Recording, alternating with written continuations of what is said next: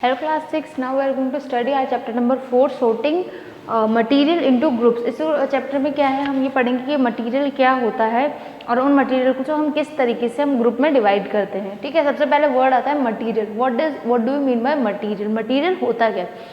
Things made up of a different kind of matter. जब अलग अलग चीज़ों से चीज़ें बनी हुई होती है, कोई भी चीज़, जैसे कि बोर्ड है, ये वुड से बना है। ठीक है, आप वो वाइट बोर्ड होता है वो किसी और चीज़ से बना है, प्लास्टिक से बना है। क्लोथ्स हमारे होते हैं फैब्रिक से बनते हैं। तो बहुत सारे मटेरियल होते हैं जो अलग अलग चीज़ों से बने होते हैं, यानी कि जिन चीज़ों से वो बने होते हैं वो मैटर होता है।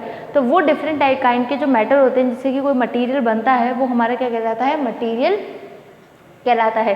Things made up of different kind of matter is known as materials. Okay, अब हम इसमें पढ़ेंगे कि टाइप्स ऑफ मटीरियल। मटीरियल के बारे में हम पढ़ते हैं कि मटीरियल जो होते हैं वो कितने टाइप के होते हैं। मेनली मटीरियल दो टाइप के होते हैं, नेचुरल एंड ह्यूमन मेड या फिर मैन मेड, जिसको हम बोल सकते हैं।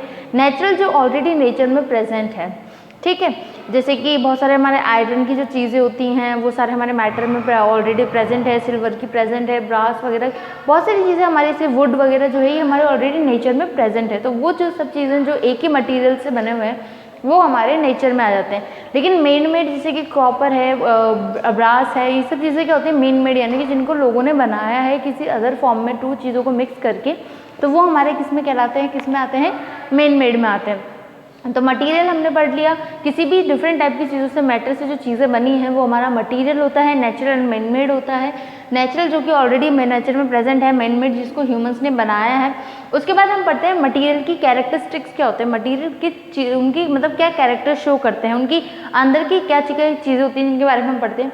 मटेरियल जब हम बात करते हैं तो मटेरियल सबसे पहले कोई भी चीज़ जो कि जिसमें मास है, यानी कि जिसमें वजन है, जिसका वेट है, वो हमारा क्या होता है? मटीरियल होता है।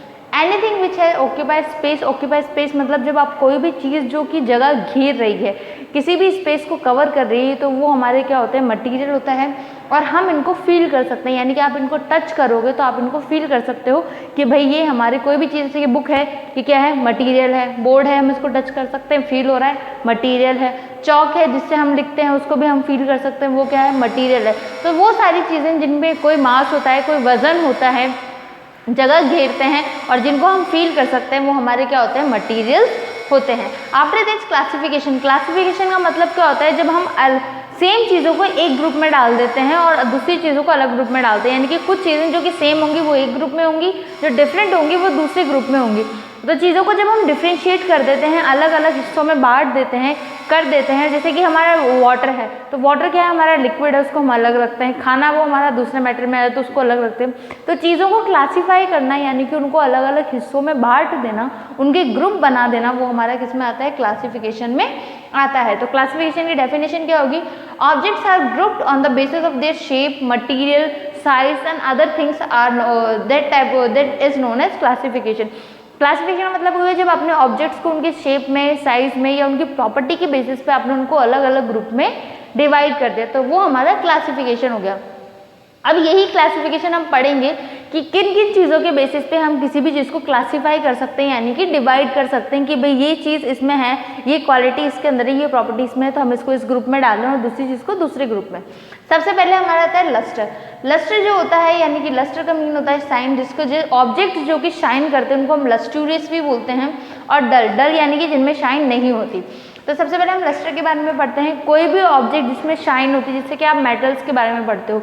मेटल जो होते हैं, यानी कि आयरन की जो मेनली चीज़ें बनी हुई होती है, गोल्ड वगैरह जो है, ये क्या है? हमारा मेटल है। उनमें चमक होती है, वो शाइन करते हैं, तो वो उनका क्या प्रॉपर्टी होगी? कि वो लस्ट्यूरियस है। लस्ट्यूरियस का मतलब जिनमें शाइन होती है, चमक होती है, तो वो हमारे कौन सी प्रॉपर्टी शो करते हैं? लस्टर की प्रॉपर्टी शो करते हैं। तो ऑब्जेक्ट जिनमें शाइन होती है वो लस्ट्यूरियस होते हैं, जिनमें शाइन नहीं होती वो कैसे होते हैं? डल होते हैं।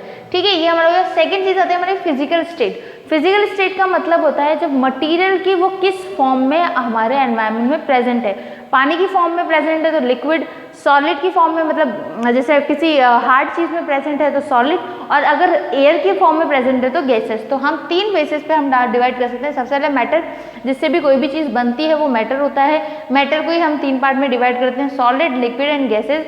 सॉलिड जो कि हार्ड होती है, लिक्विड जो कि फ्लूइड फॉर्म होता है, लिक्विड फॉर्म होता है, पानी का फॉर्म जो होता है वो हमारे होता है फ्लूइड फॉर्म में लिक्विड, गैसेज जो कि ऑलरेडी गैस के फॉर्म में पाई जाती हैं। ठीक है, सॉलिड लिक्विड गैसेस का आपको उसमें टेबल दे रखा है पेज नंबर जो है आपका पेज नंबर 37 पे टेबल दे रखा है। सॉलिड जो होते हैं उनकी एक डेफिनेट शेप एंड वॉल्यूम होती है, यानी कि इनकी शेप फिक्स होती है और वॉल्यूम फिक्स होता है। जैसे कि ये क्या है, ब्लैक बोर्ड क्या है, ये हमारा क्या है, सॉलिड है, ठीक है, क्या है, सॉलिड है। इसने अपनी जगह घेर रखी है, इसकी खुद की एक शेप है, खुद की एक वॉल्यूम है, खुद की एक डेंसिटी है, ठीक है, तो ये हमारा सॉलिड हो गया। उसके बाद जो लिक्विड होते हैं, लिक्विड में खुद की कोई शेप नहीं होती, लेकिन जिस भी चीज़ में आप उसको पुट कर रहे हो, डाल रहे हो, उसकी वो एक शेप ले लेता है। जैसे वाटर है, पानी जो है वो हमारा लिक्विड में आता है, अगर आप उसको जग में डालते हो तो जग की फॉर्म में कन्वर्ट हो जाता है कि उसने जग की शेप ले लेता है। ग्लास में डालते हो तो ग्लास की शेप ले लेता है, प्लेट में डालते हो तो प्लेट की शेप ले लेता है। तो उसकी खुद की कोई शेप नहीं होती, लेकिन उसका वॉल्यूम होता है, यानी कि उसके अंदर वेट होता है, वजन होता है और वो जगह को घेरता है। ओके, उसके बाद गैस की कोई डेफिनेट शेप या वॉल्यूम नहीं होती। गैस कैसी भी होती है, यानी कि हम एक ओपन रूम में भी प्रेजेंट हो आप तो वहाँ पे भी गैसेस मूव करती रहती हैं, तो उसकी कोई शेप या वॉल्यूम नहीं होता। उसके बाद सॉलिड जो होते हैं उसको आप कंप्रेस नहीं कर सकते, मतलब आप दबा नहीं सकते सॉलिड चीज़ों को, क्योंकि वो हार्ड होती हैं, इसलिए हम उनको प्रेस नहीं कर सकते। लिक्विड को आप कुछ लिमिट तक प्रेस कर सकते हो, थोड़ा सा हम उसको प्रेस कर सकते हैं लिक्विड को, लेकिन गैसेस जो होते हैं वो हाईली कंप्रेसिबल होते हैं, गैस को बहुत ज़्यादा कंप्रेस करके रखा जाता है। आपने देखा होगा गैसेस का एग्जाम्पल, आपके घर में जो सिलेंडर्स होते हैं, गैस सिलेंडर जो है उनमें कैसे फिल की गई है गैस, उसको कंप्रेस करके दबा के ही उसको उसमें फिल किया गया है। तो गैसेस जो होते हैं उनको हम कंप्रेस कर सकते हैं। उसके अलावा क्या होता है, सॉलिड जो होते हैं इनके अंदर के जो पार्टिकल्स होते हैं वो एक दूसरे से काफ़ी ज़्यादा अटैच्ड होते हैं, पैक्ड होते हैं। दूसरा, लिक्विड के पार्टिकल्स इतने पैक्ड नहीं होते, वो लूजली पैक्ड होते हैं, और गैसेस के तो बहुत ही ज़्यादा लूजली पैक्ड होते हैं जो इधर से उधर मूव करते हैं, ठीक है। उसके बाद हमारा नेक्स्ट आता है थर्ड, रफनेस। रफनेस का मतलब कोई भी चीज़ जब आप उसको टच करते हो तो आपको अगर रफ फील होता है, खुरदुरा सा फील होता है, तो वो क्या होता है, हमारा रफ। और अगर आपको वहाँ पे टच करने के बाद बहुत अच्छा सा सॉफ्ट फील होता है, तो वो क्या होती है, स्मूथ होती है। तो ये भी प्रॉपर्टीज़ होती हैं, यानी कि जो मेटल्स होंगे या नॉन मेटल्स है, जो भी हम आप फर्दर क्लासेस में पढ़ेंगे, मटेरियल जिसको हम टच करें और हमें रफ फील हो तो उसमें रफ की क्वालिटी होती है, स्मूथ फील हो तो वो उसमें स्मूथ की क्वालिटी होती है। उनको हम कैसे पता चलेंगे, किसी भी चीज़ को जब आप टच करते हो, रफनेस कैसे पता चलती है, जैसे ही आप किसी चीज़ को टच करोगे तो आपको पता चल जाएगा कि वो सॉफ्ट है कि रफ है, वो मुलायम है या थोड़ी वो खुरदुरी टाइप की है, तो वो आपको टच करके ही पता चलता है। फॉर एग्जाम्पल जैसे वुड है, वुड आपने देखी लकड़ी पे आप टच करते हो तो थोड़ा आपको रफ सा फील होता है, ठीक है। वहीं आपने फ्लावर की पेटल्स यूज़ करते हो, जैसे कली वगैरह आपने टच किए, फूल की पंखुड़ियाँ आपने टच की, तो वो बहुत ही ज़्यादा मुलायम होती हैं, ठीक है। तो ये रफनेस हो गया। उसके बाद हमारे पास आता है हार्डनेस।